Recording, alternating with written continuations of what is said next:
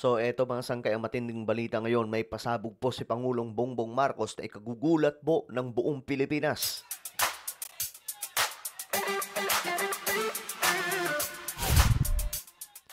Hello guys, what's up? This is me. I'm back for another vlog today. Kamusta po kayo mga kababayan? Mga solid sangkay na nanonood ngayon? Nako mga sangkay, may good news po tayong pag-uusapan ngayon. Magugulat po kayo. Anyway, bago tayo magtuloy-tuloy sa mga hindi pa po dyan nakakapag-subscribe, tayo po ay road to 2 million subscribers na mga sangkay. Ayan po, padami po tayo ng padami dito sa YouTube. Kaya naman kung gusto mong mapabilang sa dumaraming mga solid sangkay, makikita nyo po yung subscribe button sa baba ng video na to. I-click nyo lamang po yung subscribe, i-click ang bell at i-click nyo po yung all. Sa mga nanonood naman po sa Facebook, syempre, i-follow nyo po yung ating Facebook page. Alright guys, eto na nga. May pasabog si PBBM. Eto po, makikita po ninyo mga sangkay. Ito pong video. Ayan. Itong mga kabahayan, punong-puno po ng, makikita nyo itim po yung nasa taas, yung roof nila. Ito pala ay mga solar panel. Ayan po. Alam nyo ba mga sangkay na napakamamahal nito, pero ang ginagawa pala ngayon ni PBBM, may transition niya na mga sangkay pagdating po sa energy demand. No? Yung mga kuryente, yung mga source ng kuryente, mga sangkay, eto. Tingnan po ninyo, panoorin po ninyo itong balita, mga sangkay. Sa iba pa mga balita, ininspeksyon ni Pangulong Ferdinand R. Marcos Jr. isang proyekto sa mga pabahay ng gobyerno sa Cavite kung saan ang kuryente dito, abay, mura na, environment friendly pa. Mura na, environmental friendly pa. At kung paano yan, silipin natin sa sentro ng balita ni Clazel Pardilla. Hindi gulong o antena. 3 solar panel ang nakalatag sa bubong ng bawat bahay sa subdivision na ito sa Naik, Cavite. Grabe, no? Nagiging modernong bansa na talaga tayo, mga sangkay. Ayan po. Nagiging advanced na po ang Pilipinas sa pamumuno po ni Pangulong Bongbong Marcos. Bahagi ito ng lingning 6.55 megawatt solar rooftop power facility. Sana all, no? Na ininspeksyon ni Pangulong Ferdinand R. Marcos Jr. ngayong araw.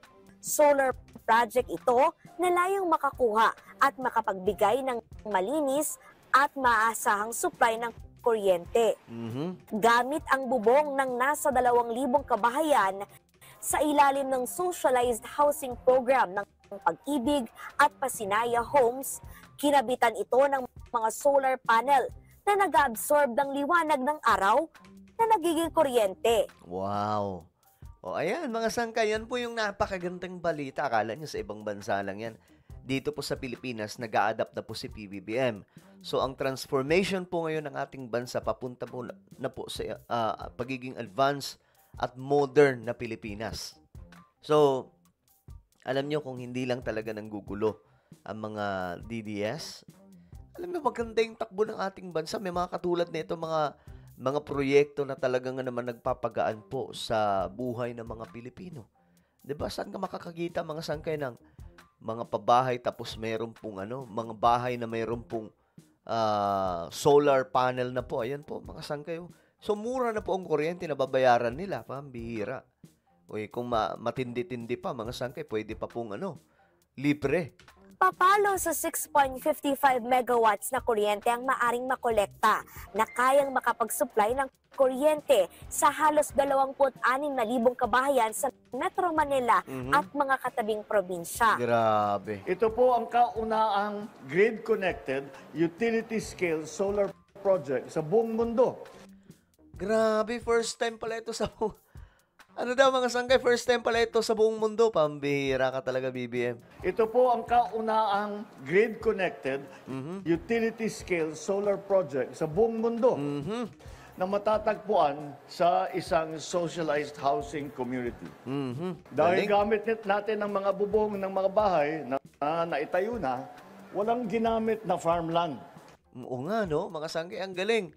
So, yan pala, yung ginawa nila mga sangkay, instead na sa mga farmland, di ba, nagpapatayo kadalasan ng mga panel ng ng solar. So doon na mga sangkay sa mga pabahay na 'yan. O, 'di ba? Ang galing. Makakapag-supply pa po ng matinding kuryente ito mga sangkay. So hindi pala ito per solar sa isang bahay. Kumbaga, yung bahay nila ay ginamit para po sa supply ng kuryente at sa kanila din po. Kumbaga, sobra-sobra pala yung kuryente na makukuha dahil nga po pinagsama-sama na po mga sangkay. Hindi lamang sila ang masusuplayan ng murang kuryente, maging yung mga kalapit na mga lugar pa po, mga sangkay. Ganyang katindi. Sino kayo nag-isip na ito, no? Walang tinanggal na kabuhayan at walang nasayang na lupa. Sa pamamagitan ng Ningning Project, Galing, no? Parang ganito yan, mga sangkay. Ito, tingnan po ninyo.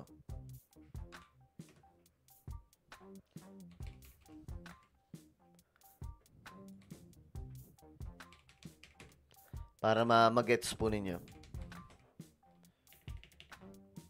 Pag nagpatayo kasi niyan, kailangan po ng malawak na lugar.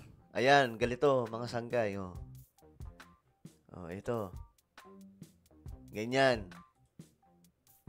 'Di ba nga po pinapatayo ngayon yung pinakamalaking solar farm sa buong mundo na nasa Nueva Ecija. Tapos mga sangkay, yun, pinapatayuan pero walang mga kabahayan. Kumbaga yung mga farmland, natatakpan po nito mga sangkay. Ayan o.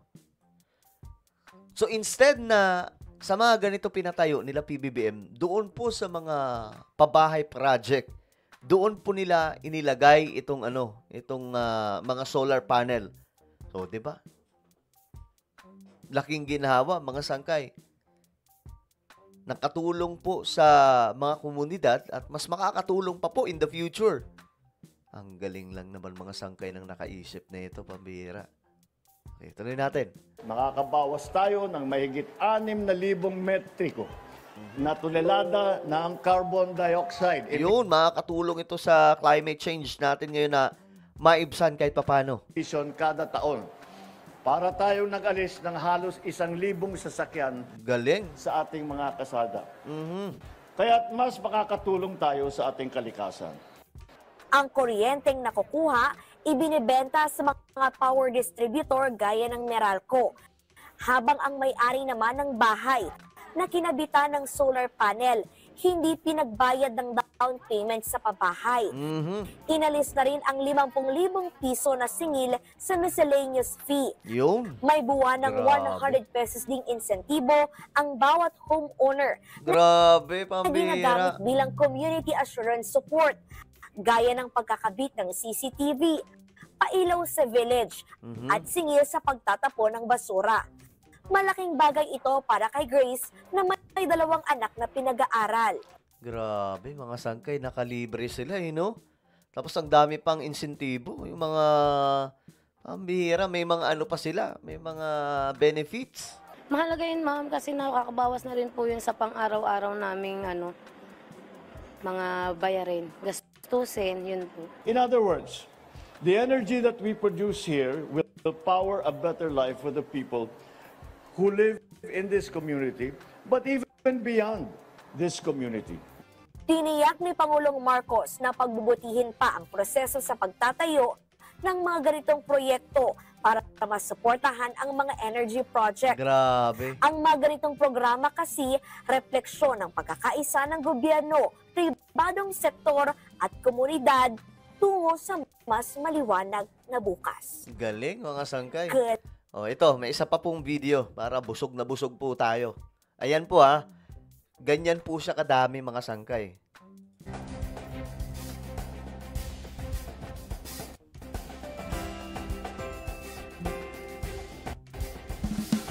Astig no? Mira ka talaga, BBM.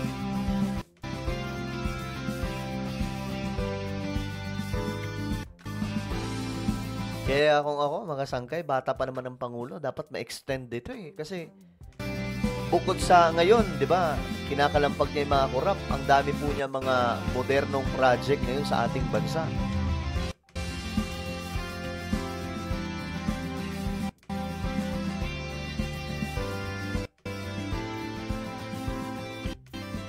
I am pleased to join you all today here in the Ningning Solar Rooftop Power Facility. It's an initiative that is a monumental one as it lights up homes and the path forward to the country's energy transition. Ang kulit na naalala ko na naman yung sinabi ni Amy Marcos na lulong daw po yung kapatid niya, gumagamit daw po ng pinagbabawal na pulburon. Guys, kung kayong tatanungin, di ba may mga membro naman kayo ng pamilya na minsan yung iba dyan, di ba, na may mga nalulung talaga. Ganito ba magsalita?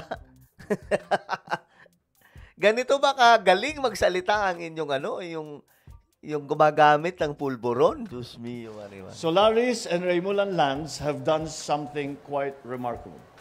They adopt renewable technology innovations right here on the rooftops of Filipino families here in Naik. Halos 2,000 tahanan ang kasama sa proyektong ito. Grabe, dami. Bawat isa sa kanila ay pinagkukunan ng malinis na enerhiya dahil sa mga solar panel na nakalagay sa kanilang mga bubong. Clean energy pala I to. believe that this community in Naik is just the beginning. Ladies and gentlemen, I am truly excited by what the Ningning project shows about what the future can be. Sa Sana ma-extend pa si BBM. pamilyang Para ang mas marami pang naninirahan ganyan. dito, maraming salamat po sa inyo. Kayo ang punot dulo ng proyektong ito. Ang inyong mga tahanan ay bahagi ng isang pagsisikap upang bumuo ng mas maliwanag na kinabukasan at mas malinis na kapaligiran.